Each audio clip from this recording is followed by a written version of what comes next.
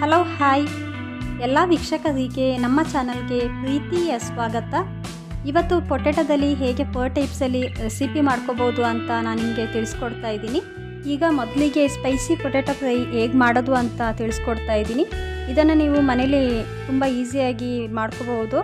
ಇದನ್ನು side dish ಆಗಿ ಅಥವಾ ಮೊಸರು ಇದ್ದರೆ ಅನ್ನ ಜೊತೆ ಊಟ ಮಾಡೋದಕ್ಕೂ ಕೂಡ ಇದು ತುಂಬ ರುಚಿಯಾಗುತ್ತೆ. ಈಗ ನೋಡೋಣ ಹೇಗೆ ಮಾಡೋದು ಅಂತ. ಹಾಗೆ ನೀವು ನನ್ನ ಚಾನಲ್ನ ಸಬ್ಸ್ಕ್ರೈಬ್ ಮಾಡ್ಕೊಂಡಿಲ್ಲ ಅಂದರೆ ಇವಾಗಲೇ ಚಾನಲ್ನ ಸಬ್ಸ್ಕ್ರೈಬ್ ಮಾಡ್ಕೊಳ್ಳಿ. ಆವಾಗ ನಾನು ಮಾಡೋ ಎಲ್ಲ ವೀಡಿಯೋದ ನೋಟಿಫಿಕೇಷನ್ ನಿಮಗೆ ಸಿಗುತ್ತೆ. ಹಾಗೆ ಮಿಸ್ ಮಾಡ್ಕೊಳ್ಳದೆ ನೋಡಿ ವೀಡಿಯೋನ ಕೊನೆ ತನಕ. ಈಗ ನಾನಿಲ್ಲಿ 2 ಮೀಡಿಯಮ್ ಸೈಜ್ ಪೊಟೆಟೊ ತೊಗೊಂಡಿದ್ದೀನಿ. ಇದನ್ನು ಕ್ಲೀನ್ ಮಾಡಿ ಇಟ್ಕೊಂಡಿದ್ದೀನಿ. ಈಗ ಇದನ್ನು ಕಟ್ ಮಾಡ್ಕೋಬೇಕು. ಇಲ್ಲಿ ನಾನು ಪೊಟೆಟೊನ ಸಣ್ಣ ಸಣ್ಣ ಪೀಸಾಗಿ ಉದ್ದಕ್ಕೆ ಕಟ್ ಮಾಡ್ಕೋತಾ ಇದ್ದೀನಿ. ತುಂಬ ತೆಳುವಾಗಿ ಕಟ್ ಮಾಡೋದಕ್ಕೆ ಹೋಗಬೇಡಿ. ಸ್ವಲ್ಪ ದಪ್ಪ ಇದ್ದರೆ ಪೊಟೆಟೊ ತಿನ್ನೋದಕ್ಕೆ ತುಂಬ ರುಚಿಯಾಗುತ್ತೆ. ನಿಮಗಿಲ್ಲಿ ಕಾಣಿಸುತ್ತಲ್ಲ, ಹೀಗೆ ಪೊಟೆಟೊನ ಕಟ್ ಮಾಡ್ಕೊಳ್ಳಿ. ಎಲ್ಲ ಪೊಟೆಟೊನ ಈಗ ಕಟ್ ಮಾಡಿ ಇಟ್ಕೊಂಡಿದ್ದೀನಿ. ಈಗ ಒಂದು ಬೌಲಿಗೆ ನೀರು ಹಾಕ್ತಾ ಇದ್ದೀನಿ. ಕಟ್ ಮಾಡಿ ಇಟ್ಕೊಂಡಿದ್ದೀವಲ್ಲ, ಆ ಪೊಟೆಟೊನ ಹಾಕಿ ಇದನ್ನು ಚೆನ್ನಾಗಿ ತೊಳ್ಕೊಬೇಕು. ಈ ಪೊಟೆಟೊ ಫ್ರೈನ ನೀವು ಮನೇಲಿ ಕರ್ಡಿದ್ದರೆ ಅನ್ನ ಜೊತೆ ಇದನ್ನು ನೆಂಚ್ಕೊಂಡು ಹೊಟ್ಟೆ ತುಂಬ ಊಟ ಮಾಡ್ಬೋದು. ಅಲ್ಲದೆ ರಸಮ್ ಜೊತೆ ಇದನ್ನು ಸೈಡ್ ಡಿಶ್ ಆಗಿ ಕೂಡ ಇದನ್ನು ಹಾಕ್ಕೊಂಡು ಊಟ ಮಾಡ್ಬೋದು. ಪೊಟೆಟೊನ ಇವಾಗ ಚೆನ್ನಾಗಿ ತೊಳೆದಿಟ್ಕೊಂಡಿದ್ದೀನಿ. ಇದನ್ನು ಇವಾಗ ಒಂದು ಪ್ಲೇಟಿಗೆ ತೆಗೆಯೋಣ. ಒಂದು ಫ್ರೈಂಗ್ ಪ್ಯಾನ್ಗೆ ಈಗ 2-3 ಟೇಬಲ್ ಸ್ಪೂನಷ್ಟು ಆಯಿಲ್ ಹಾಕ್ತಾ ಇದ್ದೀನಿ. ಆಯಿಲ್ನ ಎಲ್ಲ ಕಡೆ ಸ್ಪ್ರೆಡ್ ಮಾಡ್ಕೋಬೇಕು. ಇವಾಗ ಇದಕ್ಕೆ ನಾನು 1/2 ಟೀ ಸ್ಪೂನಷ್ಟು ಜೀರಿಗೆ ಹಾಕ್ತಾ ಇದ್ದೀನಿ. ಕಟ್ ಮಾಡಿ ತೊಳೆದಿಟ್ಕೊಂಡಿದ್ದೀವಲ್ಲ, ಆ ಪೊಟೆಟೊನ ಇವಾಗ ನಾನು ಎಣ್ಣೆಗೆ ಹಾಕ್ತಾ ಇದ್ದೀನಿ. ಇದನ್ನು ಇವಾಗ ಒಂದು ಸತಿ ಚೆನ್ನಾಗಿ ಮಿಕ್ಸ್ ಮಾಡ್ಕೋಬೇಕು. ಈಗ ಟೇಸ್ಟಿಗೆ ಸಾಲ್ಟ್ ಹಾಕ್ತಾ ಇದ್ದೀನಿ. ಒಂದು 1/4 ಟೀ ಸ್ಪೂನಷ್ಟು ಹಳದಿ ಹಾಕ್ತಾ ಇದ್ದೀನಿ. ಇದನ್ನು ಮತ್ತೆ ಚೆನ್ನಾಗಿ ಇದನ್ನು ಮಿಕ್ಸ್ ಮಾಡ್ಕೋಬೇಕು ಒಂದು ಸತಿ. ಈಗ ಇದು ಒಂದು 8-10 ನಿಮಿಷ ನಿಧಾನಕ್ಕೆ ಎಣ್ಣೆಲೇ ಚೆನ್ನಾಗಿ ಫ್ರೈ ಆಗಬೇಕು. ಆದಷ್ಟು ಲೋ ಫ್ಲೇಮ್ನಲ್ಲಿ ಪೊಟೆಟೊನ ನಿಧಾನಕ್ಕೆ ಚೆನ್ನಾಗಿ ಬೇಯಿಸ್ಕೋಬೇಕು. ಆ್ಯಕ್ಚುಲಿ ಪೊಟೆಟೊನ ತೆಳುವಾಗಿ ಕಟ್ ಮಾಡೋ ಬದಲು ಸ್ವಲ್ಪ ದಪ್ಪಾಗಿ ಕಟ್ ಮಾಡಿಕೊಂಡ್ರೆ ನಿಮಗೆ ತಿನ್ನೋದಕ್ಕೆ ಇನ್ನೂ ಕೂಡ ಪೊಟೆಟೊ ಫ್ರೈ ರುಚಿಯಾಗುತ್ತೆ. ನಾನಿಲ್ಲಿ ಪೊಟೆಟೊನ ಎಣ್ಣೆಲೇ ಬೇಯಿಸ್ಕೋತಾ ಇದ್ದೀನಿ. ನೀವು ಬೇಕಿದ್ರೆ ಮೇಲ್ಗಡೆ ಪೊಟೆಟೊ ಮೇಲೆ ಸ್ವಲ್ಪ ನೀರು ಚಿಮುಕಿಸ್ಕೊಂಡು ಮುಚ್ಚಳ ಮುಚ್ಚಿ ಬೇಯಿಸ್ಕೋಬೋದು. ಆವಾಗ ಪೊಟೆಟೊ ಇನ್ನೂ ಚೆನ್ನಾಗಿ ಬೇಗ ಬೇಯುತ್ತೆ. ಪೊಟೆಟೊ ಇವಾಗ ಚೆನ್ನಾಗಿ ಬೆಂದಿದೆ. ಇದಕ್ಕೆ ನಾನು ಇವಾಗ 1 ಟೀ ಸ್ಪೂನಷ್ಟು ಮೆಣಸಿನ ಪುಡಿ ಹಾಕ್ತಾಯಿದ್ದೀನಿ. ಒಂದು 3/4 ಟೀ ಸ್ಪೂನಷ್ಟು ಧನಿಯಾ ಪುಡಿ ಹಾಕ್ತಾಯಿದ್ದೀನಿ. ಹಾಗೆ ಒಂದು 1/2 ಟೀ ಸ್ಪೂನಷ್ಟು ಜೀರಿಗೆ ಪುಡಿ ಹಾಕ್ತಾಯಿದ್ದೀನಿ. ಒಂದು 4 ಕಟ್ ಮಾಡಿದಂಥ ಹಸಿಮೆಣಸು ಹಾಕ್ತಾಯಿದ್ದೀನಿ. ಒಂದು 8-10 ಎಸಳು ಕರಿಬೇವಿನ ಸೊಪ್ಪು ಹಾಕ್ತಾಯಿದ್ದೀನಿ.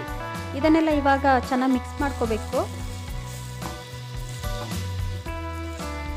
ಈ ಪೊಟೆಟೊ ಫ್ರೈ ಸ್ವಲ್ಪ ಸ್ಪೈಸಿ ಜಾಸ್ತಿ ಇದೆ. ನಿಮಗೆ ಸಪ್ಪೆ ಬೇಕು ಅಂದರೆ ನೀವು ಮೆಣಸಿನ ಪುಡಿ ಮತ್ತು ಮಸಾಲೆ ಪುಡಿನ ಸ್ವಲ್ಪ ಕಡಿಮೆ ಮಾಡಿಕೊಂಡು ನಿಮಗೆ ಎಷ್ಟು ಬೇಕಷ್ಟು ಹಾಕೋಬಹುದು. ಇದೀಗ ಚೆನ್ನಾಗಿ ಫ್ರೈ ಆಗಿದೆ. ಇದನ್ನು ಈಗ ನಾನು ಒಂದು ಬೌಲ್ಗೆ ಸರ್ವ್ ಮಾಡ್ತಾ ಇದ್ದೀನಿ. ಈಗ ರುಚಿಯಾದ ಸ್ಪೈಸಿಯಾದ ಪೊಟೆಟೊ ಫ್ರೈ ರೆಡಿಯಾಗಿದೆ. ಇದನ್ನು ಇವಾಗಲೇ ನೀವು ಮನೇಲಿ ಮಾಡ್ಕೊಂಡು ತಿನ್ನಿ. ಹಾಗೆ ಹೇಗಿತ್ತು ಅಂತ ನನಗೆ ತಿಳಿಸಿ. ಈಗ ಪೊಟೆಟೊ ತವಾ ಫ್ರೈ ಹೇಗೆ ಮಾಡೋದು ಅಂತ ನೋಡೋಣ. ಇದು ಕೂಡ ಸೈಡ್ ಡಿಶ್ ಆಗಿ ಕ್ರಿಸ್ಪಿಯಾಗಿ ನಿಮಗೆ ತಿನ್ನೋದಕ್ಕೆ ತುಂಬಾ ಚೆನ್ನಾಗಿ ಅನಿಸುತ್ತೆ.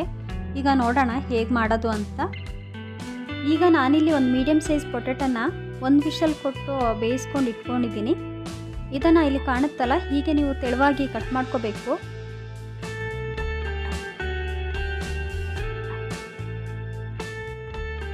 ಪೊಟೆಟೊನ ತೆಳುವಾಗಿ ಕಟ್ ಮಾಡ್ಕೊಂಡಿದ್ದೀನಿ. ಈಗ ಒಂದು ಬೌಲಿಗೆ 1/4 ಕಪ್ನಷ್ಟು ಕಾರ್ನ್ಫ್ಲೋರ್, ಒಂದು 2 ಟೀ ಸ್ಪೂನಷ್ಟು ರೈಸ್ ಫ್ಲೋರ್ ಹಾಕ್ತಾಯಿದ್ದೀನಿ. ಇದಕ್ಕೆ ಈಗ 1 ಟೀ ಸ್ಪೂನಷ್ಟು ಮೆಣಸಿನ ಪುಡಿ, 3/4 ಟೀ ಸ್ಪೂನಷ್ಟು ಧನಿಯಾ ಪುಡಿ, ಒಂದು 1/2 ಟೀ ಸ್ಪೂನಷ್ಟು ಜೀರಿಗೆ ಪುಡಿ, 1/2 ಟೀ ಸ್ಪೂನ್ಗಿಂತ ಸ್ವಲ್ಪ ಕಡಿಮೆ ಗರಂ ಮಸಾಲ ಹಾಕ್ತಾಯಿದ್ದೀನಿ. ಜೊತೆಗೆ ಒಂದು 1/4 ಟೀ ಸ್ಪೂನಷ್ಟು ಹಳದಿ, ಒಂದು 1/2 ಟೀ ಸ್ಪೂನಷ್ಟು ಶುಂಠಿ ಬೆಳ್ಳುಳ್ಳಿ ಪೇಸ್ಟ್ ಹಾಕ್ತಾಯಿದ್ದೀನಿ. ಒಂದು 1/4 ಕಪ್ನಷ್ಟು ಕರ್ಡ್ ಹಾಕ್ತಾಯಿದ್ದೀನಿ. ಹಾಗೆ ಟೇಸ್ಟಿಗೆ ಸಾಲ್ಟ್ ಹಾಕ್ತಾಯಿದ್ದೀನಿ. ಇದರ ಜೊತೆ ಒಂದು 1/4 ಟೀ ಸ್ಪೂನಷ್ಟು ನಿಂಬೆ ರಸ ಹಾಕ್ಕೋಬೇಕು. ಇದನ್ನೆಲ್ಲ ಈಗ ಒಂದು ಸತಿ ಹಾಗೆ ಚೆನ್ನಾಗಿ ಮಿಕ್ಸ್ ಮಾಡ್ಕೋಬೇಕು. ಇದಕ್ಕೀಗ ಸ್ವಲ್ಪ ನೀರು ಹಾಕ್ಕೊಂಡು ಮತ್ತೆ ಚೆನ್ನಾಗಿದು ಮಿಕ್ಸ್ ಆಗಬೇಕು.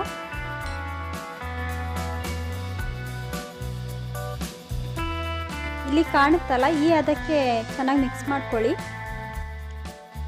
ಇದಕ್ಕೀಗ ಪೊಟೆಟೊ ಸ್ಲೈಸ್ ಹಾಕಿ 2 ಕಡೆ ಇದನ್ನು ಚೆನ್ನಾಗಿ ಮಿಕ್ಸ್ ಮಾಡ್ಕೋಬೇಕು. ಈಗ ನಾನು ತವಕ್ಕೆ ಒಂದು 2-3 ಟೇಬಲ್ ಸ್ಪೂನಷ್ಟು ಆಯಿಲ್ ಹಾಕ್ಬಿಟ್ಟು ಅದನ್ನು ಎಲ್ಲ ಕಡೆ ಒಂದು ಸತಿ ಸ್ಪ್ರೆಡ್ ಮಾಡ್ಕೋತಾ ಇದ್ದೀನಿ. ಇವಾಗ ಎಣ್ಣೆ ಚೆನ್ನಾಗಿ ಕಾದಿದೆ. ಇದಕ್ಕೆ ಇವಾಗ ಪೊಟೆಟೊ ಸ್ಲೈಸ್ನ ಒಂದೊಂದೇ ಹೀಗೆ ಇಡ್ತಾ ಹೋಗಬೇಕು. ತವದ ಮೇಲೆ ನಾನು ಒಂದು ಸತಿಗಾಗುವಷ್ಟು ಪೊಟೆಟೊ ಸ್ಲೈಸ್ನ ಹಾಕಿದ್ದೀನಿ. ಇವಾಗ ಇದನ್ನು ನಿಧಾನಕ್ಕೆ ರೋಸ್ಟ್ ಮಾಡ್ಕೋಬೇಕು. ಒಂದು 3-4 ಮಿನಿಟ್ಸು ಇದು ನಿಧಾನಕ್ಕೆ ಎಣ್ಣೆಲಿ ಚೆನ್ನಾಗಿ ಫ್ರೈ ಆಗಲಿ. ಇದು ಒಂದು ಕಡೆ ಚೆನ್ನಾಗಿ ಕಾದಿದೆ. ಇದನ್ನು ಇನ್ನೊಂದು ಕಡೆ ನಾನು ಮಗ್ಚಾಕ್ತಾ ಇದ್ದೀನಿ. ಇದನ್ನು ಹೈ ಫ್ಲೇಮ್ನಲ್ಲಿ ಕಾಯಿಸೋದಕ್ಕೆ ಹೋಗಬೇಡಿ, ಒಂದೇ ಕಡೆ ಸೀದೋಗ್ಬಿಡುತ್ತೆ. ಮತ್ತೆ ಒಂದು 3-4 ಮಿನಿಟ್ಸು ಇದನ್ನು ಎಣ್ಣೆಲೇ ಚೆನ್ನಾಗಿ ಫ್ರೈ ಮಾಡ್ಕೋಬೇಕು. ಈಗ ನಾನು ಮತ್ತೆ ಇದನ್ನು ಮಗ್ಚಾಕ್ತಾ ಇದ್ದೀನಿ. ಇದನ್ನು ನೋಡಿದಾಗ ನಿಮ್ಗೆ ಅನಿಸ್ಬೋದು, ಇದು ಎರಡು ಕಡೆ ನೋಡಿ ಇವಾಗ ಇದು ಚೆನ್ನಾಗಿ ಕಾದಿದೆ. ನೋಡಿ ಇದು ಇವಾಗ ನೀಟಾಗಿ ಫ್ರೈ ಆಗಿದೆ. ಇದನ್ನು ನಾನೊಂದು ಪ್ಲೇಟಿಗೆ ತೆಗಿತಾ ಇದ್ದೀನಿ.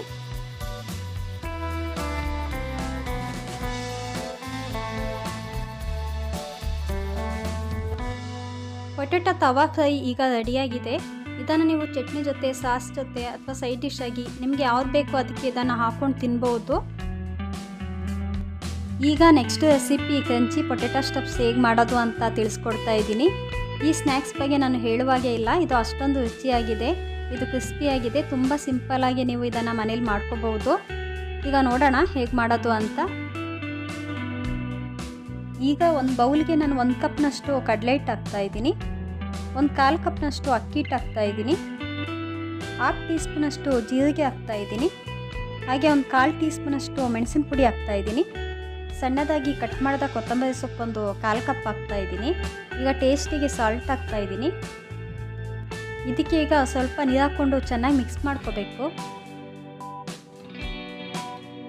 ಈ ಸ್ನ್ಯಾಕ್ಸ್ ನಿಮಗೆ ಬ್ರೆಡ್ಡಲ್ಲಿ ಮಾಡಿದ್ದು ಅಂತಲೇ ಗೊತ್ತಾಗಲ್ಲ. ಬ್ರೆಡ್ಡಲ್ಲಿ ಇಷ್ಟು ಒಳ್ಳೆ ಸ್ನ್ಯಾಕ್ಸ್ ಮಾಡ್ಬೋದು ಅಂತ ಡೌಟ್ ಆಗುತ್ತೆ ನಿಮಗೆ, ಅಷ್ಟೊಂದು ಇದು ರುಚಿಯಾಗುತ್ತೆ. ಇಲ್ಲಿ ಕಾಣುತ್ತಲ್ಲ, ಈ ಅದಕ್ಕೆ ಹಿಟ್ಟನ್ನ ಮಿಕ್ಸ್ ಮಾಡ್ಕೊಳ್ಳಿ. ಇವಾಗ ಒಂದು ಚಿಟಿಕೆ ಬೇಕಿಂಗ್ ಸೋಡಾ ಹಾಕ್ಕೊಂಡು ಮತ್ತೆ ಚೆನ್ನಾಗಿ ಮಿಕ್ಸ್ ಮಾಡ್ಕೋಬೇಕು. ಜಾಸ್ತಿ ಬೇಕಿಂಗ್ ಸೋಡಾ ಹಾಕೋದಕ್ಕೆ ಹೋಗಬೇಡಿ, ಒಂದು ಚಿಟಿಕೆಯಷ್ಟು ಹಾಕ್ಕೊಳ್ಳಿ ಸಾಕು.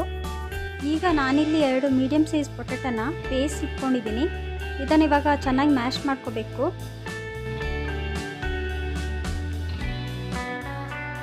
ನಿಮಗೆ 2 ಪೊಟೆಟೊದಲ್ಲೇ ಮನೆಯೆಲ್ಲ ಕುತ್ಕೊಂಡು ತಿನ್ನುವಷ್ಟು ಬ್ರೆಡ್ ಪೊಟೆಟೊ ಸ್ಟಫ್ಸ್ ಸಾಕಾಗುತ್ತೆ, ಅಷ್ಟೊಂದು ಇದಾಗುತ್ತೆ ಇದು. ಪೊಟೆಟೊನ ಇವಾಗ ನಾನು ಚೆನ್ನಾಗಿ ಕಲಿಸ್ಕೊಂಡಿದ್ದೀನಿ. ಇದಕ್ಕೆ ಇವಾಗ ನಾನು ಒಂದು 1/2 ಟೀ ಸ್ಪೂನಷ್ಟು ಪೆಪ್ಪರ್ ಪುಡಿ ಹಾಕ್ತಾ ಇದ್ದೀನಿ. ಹಾಗೆ 1/4 ಟೀ ಸ್ಪೂನಷ್ಟು ಚಾಟ್ ಮಸಾಲ ಹಾಕ್ತಾ ಇದ್ದೀನಿ. 1/4 ಟೀ ಸ್ಪೂನಷ್ಟು ಗರಂ ಮಸಾಲ ಹಾಕ್ತಾ ಇದ್ದೀನಿ. ಜೊತೆಗೆ ಟೇಸ್ಟಿಗೆ ಸಾಲ್ಟ್ ಹಾಕ್ತಾ ಇದ್ದೀನಿ. ಈಗ ಇದನ್ನೆಲ್ಲ ಮತ್ತೆ ಚೆನ್ನಾಗಿ ಮಿಕ್ಸ್ ಮಾಡ್ಕೋಬೇಕು. ಇದಕ್ಕೆ ಹಾಕಿದ್ದೀವಲ್ಲ ಮಸಾಲೆ ಪುಡಿ, ಅಂದರೆ ಗರಂ ಮಸಾಲ, ಚಾಟ್ ಮಸಾಲ, ಅದೆಲ್ಲ ಪೊಟೆಟೊ ಜೊತೆ ಚೆನ್ನಾಗಿ ಮಿಕ್ಸ್ ಆಗಬೇಕು. ಇದು ಇವಾಗ ಚೆನ್ನಾಗಿ ಮಿಕ್ಸ್ ಆಗಿದೆ. ಈಗ ಬ್ರೆಡ್ ಸ್ಲೈಸ್ ತಗೊಂಡು ನಾವು ಕಲಿಸಿದ್ದೀವಲ್ಲ ಆ ಪೊಟೆಟೊನ ಒಂದು 2 ಟೀ ಸ್ಪೂನಷ್ಟು ಇದಕ್ಕೆ ಹಾಕೋಬೇಕು.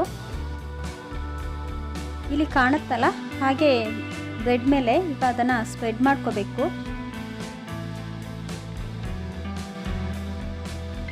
ಇದು ಬ್ರೆಡ್ ಮೇಲೆ ಎಲ್ಲ ಕಡೆ ನೀಟಾಗಿ ಸ್ಪ್ರೆಡ್ ಆಗಬೇಕು. ಈಗ ಇನ್ನೊಂದು ಬ್ರೆಡ್ ಸ್ಲೈಸ್ನ ಪೊಟೆಟೊ ಮೇಲ್ಗಡೆ ಇಟ್ಟು ಇಲ್ಲಿ ಕಾಣುತ್ತಲ್ಲ ಹೀಗೆ ಉದ್ದುದ್ದಕ್ಕೆ ಇದನ್ನು ಕಟ್ ಮಾಡ್ಕೋಬೇಕು.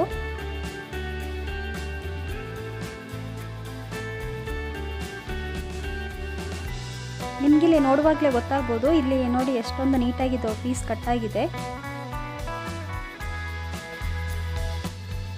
ನಾನಿಲ್ಲಿ ಒಂದು ಸಲಕ್ಕೆ ಎಷ್ಟು ಬೇಕೋ ಅಷ್ಟು ಬ್ರೆಡ್ ಪೀಸ್ನ ಕಟ್ ಮಾಡಿಬಿಟ್ಟು ಇಟ್ಕೊಂಡಿದ್ದೀನಿ. ಇದನ್ನು ಮುಂಚೆ ಕಲಸಿಟ್ಕೊಂಡಿದ್ದೀವಲ್ಲ ಕಡಲೆ ಹಿಟ್ಟು, ಅದಕ್ಕೆ ಇದನ್ನು ಹಾಕ್ಬಿಟ್ಟು ಡಿಪ್ ಮಾಡ್ಕೋಬೇಕು. ಇದು ಕಡಲೆ ಹಿಟ್ಟಲ್ಲಿ ನೀಟಾಗಿ ಡಿಪ್ ಆಗಬೇಕು ಎಲ್ಲ ಕಡೆ. ಬಾಣಲಿಗೆ ಈಗ ಎಣ್ಣೆ ಹಾಕಿ ಎಣ್ಣೆನ ನೀಟಾಗಿ ಮೀಡಿಯಮ್ ಫ್ಲೇಮ್ನಲ್ಲಿ ಚೆನ್ನಾಗಿ ಕಾಯಿಸ್ಕೋಬೇಕು. ಇವಾಗ ಎಣ್ಣೆ ಚೆನ್ನಾಗಿ ಕಾದಿದೆ. ಈಗ ಇದಕ್ಕೆ ಕಡಲೆ ಹಿಟ್ಟಿನಲ್ಲಿ ಅದ್ದಿದಂಥ ಬ್ರೆಡ್ ಪೀಸ್ನ ಒಂದೊಂದಾಗಿ ನಾನು ಎಣ್ಣೆಗೆ ಹಾಕ್ತಾ ಇದ್ದೀನಿ.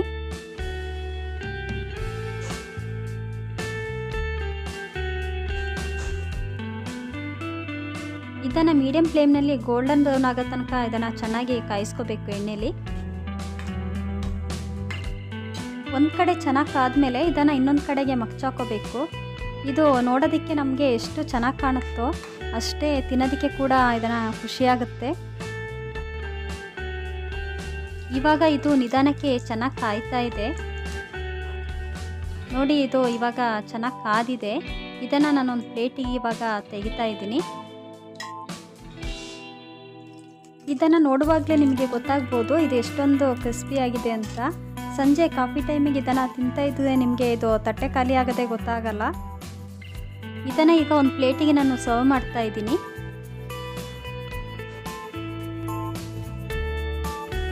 ಈಗ ಬಿಸಿ ಬಿಸಿಯಾದ ರುಚಿಯಾದ ಕ್ರಂಚಿ ಪೊಟೆಟೊ ಸ್ಟಫ್ಸ್ ರೆಡಿಯಾಗಿದೆ. ಇದನ್ನು ನೀವು ಚಟ್ನಿ ಜೊತೆ, ಸಾಸ್ ಜೊತೆ ಇಲ್ಲ ಹಾಗೇನೂ ಕೂಡ ತಿನ್ಬೋದು. ಹೇಗೆ ತಿಂದರೆ ಇದು ತುಂಬಾ ರುಚಿಯಾಗುತ್ತೆ. ಈ ಕ್ರಂಚಿ ಪೊಟೆಟೊ ಸ್ಟಫ್ಸ್ನ ಇವಾಗಲೇ ಮನೇಲಿ ಮಾಡ್ಕೊಂಡು ತಿನ್ನಿ. ಹಾಗೆ ಹೇಗಿತ್ತು ಅಂತ ನನಗೆ ಕಮೆಂಟ್ ಬಾಕ್ಸಲ್ಲಿ ತಿಳಿಸಿ. ಈಗ ನೆಕ್ಸ್ಟ್ ರೆಸಿಪಿ ಪೊಟೆಟೊ ಸಾಗು ಹೇಗೆ ಮಾಡೋದು ಅಂತ ತಿಳಿಸ್ಕೊಡ್ತಾ ಇದ್ದೀನಿ. ಈ ಸಾಗುನ 100% ರುಚಿಯಾಗಿ ಪೂರಿ, ಚಪಾತಿ, ದೋಸೆಗೆ ಹೇಗೆ ಮಾಡ್ಕೋಬೋದು ಅಂತ ನೋಡೋಣ. ಇಲ್ಲಿ ನಾನು 3 ಮೀಡಿಯಮ್ ಸೈಜ್ ಪೊಟೆಟೊನ ಬೇಯಿಸ್ಬಿಟ್ಟು ಇಟ್ಕೊಂಡಿದ್ದೀನಿ. ಈಗ ಪೊಟೆಟೊನೆಲ್ಲ ಚೆನ್ನಾಗಿ ಮ್ಯಾಶ್ ಮಾಡ್ಕೋಬೇಕು. ಬೆಳಗಿನ ತಿಂಡಿಗೆ ನೀವು ಮಾಮೂಲಿಯಾಗಿ ದೋಸೆ, ಚಪಾತಿ ಮಾಡುವಾಗ ಈ ಸಾಗುನ ಬೇಗನೆ ಮನೇಲಿ ನೀವು ಮಾಡ್ಕೋಬಹುದು. ನಾನಿಲ್ಲಿ ಈಗ ಪೊಟೆಟೊನ ಮ್ಯಾಶ್ ಮಾಡಿ ಇಟ್ಕೊಂಡಿದ್ದೀನಿ. ಇದು ತುಂಬ ಸಣ್ಣಗೆ ಪುಡಿ ಆಗಬೇಕು ಅಂತೇನೂ ಇಲ್ಲ, ಸ್ವಲ್ಪ ಪೊಟೆಟೊ ದಪ್ಪ ಇದ್ದು ಚೆನ್ನಾಗಿರುತ್ತೆ. ಈಗ ಒಂದು ಫ್ರೈಯಿಂಗ್ ಪ್ಯಾನ್ಗೆ 2-3 ಟೇಬಲ್ ಸ್ಪೂನ್ ಅಷ್ಟು ಆಯಿಲ್ ಹಾಕ್ತಾ ಇದ್ದೀನಿ. ಇದಕ್ಕೆ ಇವಾಗ ನಾನೊಂದು 1/2 ಟೀ ಸ್ಪೂನ್ ಅಷ್ಟು ಜೀರಿಗೆ ಹಾಕ್ತಾ ಇದ್ದೀನಿ.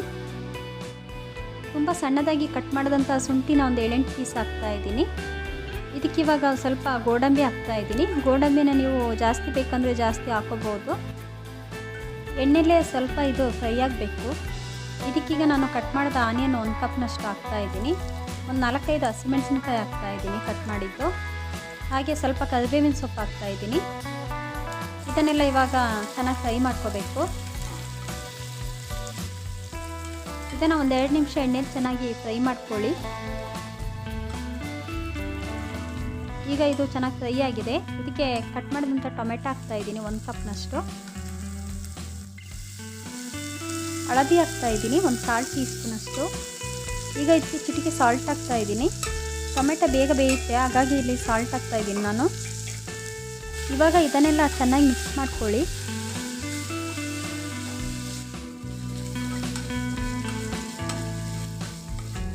ಮುಚ್ಚಳ ಮುಚ್ಚಿ 2 ಮಿನಿಟ್ಸ್ ಇದನ್ನು ಚೆನ್ನಾಗಿ ಬೇಯಿಸ್ಕೊತಾ ಇದ್ದೀನಿ. ಆಗ ಟೊಮೆಟೊ ಎಲ್ಲ ಚೆನ್ನಾಗಿ ಬೇಯುತ್ತೆ ನೋಡಿ. ಇದು ಇವಾಗ ಚೆನ್ನಾಗಿ ಫ್ರೈ ಆಗಿದೆ. ಇದನ್ನು ಒಂದು ಸತಿ ಚೆನ್ನಾಗಿ ಮಿಕ್ಸ್ ಮಾಡ್ಕೊಳ್ಳೋಣ.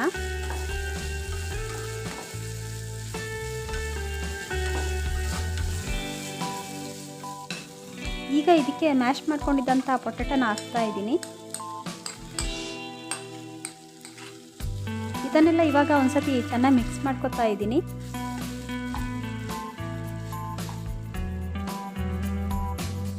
ನಿಮಗೆ ಇಲ್ಲಿ ಹಸಿಮೆಣಸು ಸಪ್ಪೆ ಅನಿಸಿದ್ರೆ ಒಂದು 1/2 ಟೀ ಸ್ಪೂನಷ್ಟು ಮೆಣಸಿನ ಪುಡಿ ಹಾಕ್ಕೊಳ್ಳಿ.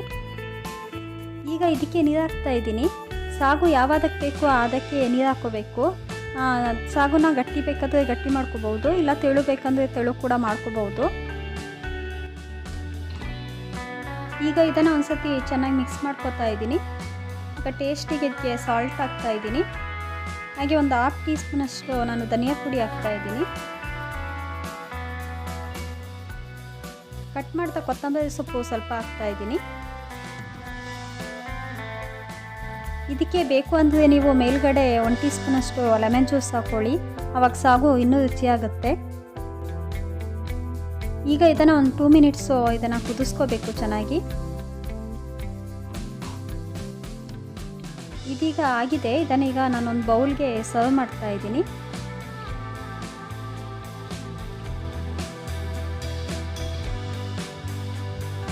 ಈಗ ಬಿಸಿ ಬಿಸಿಯಾದ ಚಪಾತಿ, ಪೂರಿ, ದೋಸೆಗೆ ಸೂಪರಾದ ಪೊಟೆಟೊ ಸಾಗು ರೆಡಿಯಾಗಿದೆ.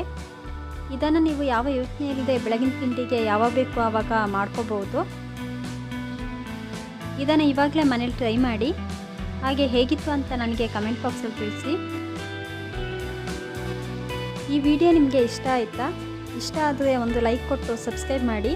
ನಿಮ್ಮ ಫ್ರೆಂಡ್ಸ್ಗಳಿಗೆ, ಫ್ಯಾಮಿಲಿ ಮೆಂಬರ್ಸ್ಗೆಲ್ಲ ಈ ವಿಡಿಯೋನ ಶೇರ್ ಮಾಡಿ. ಮತ್ತೆ ಮುಂದಿನ ವಿಡಿಯೋದಲ್ಲಿ ಸಿಗೋಣ. ಬಾಯ್.